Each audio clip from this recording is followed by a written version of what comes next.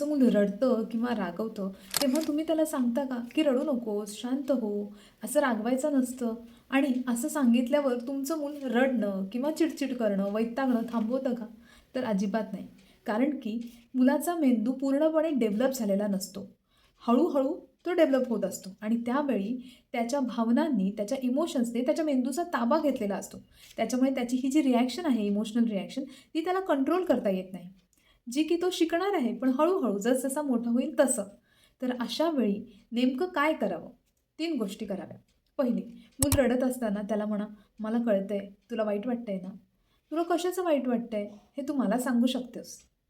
दुसरी, जेव्हा मूल खूप रागवलेलं आहे, तेव्हा त्याला म्हणा, की "मला समजतंय तुला प्रचंड त्रास होतोय. पण आपल्याला राग आलेला असला, तरी पण आपण अशा वस्तू नाही फेकून देऊ शकत. काय होतंय? नक्की कसला त्रास होतोय? मला सांग ना." आणि तिसरी गोष्ट, तुला रडू येतंय का? मन मोकळं करण्यासाठी तू रडून घे. पण जेव्हा तुला वाटेल आईच्या कुशीत शिरावं, तेव्हा तुला माहिती आहे की मी इथेच आहे. अशा पद्धतीने पेरेंट्स जेव्हा मुलांशी संवाद साधतात, तेव्हा मुलांना प्रचंड धीर येतो आणि खूप हलकं वाटतं, खूप रिलॅक्स असतं हे त्यांच्यासाठी. तर मला माहिती आहे की सगळ्या पालकांना ही गोष्ट खूप जास्त मदतीची ठरणार आहे.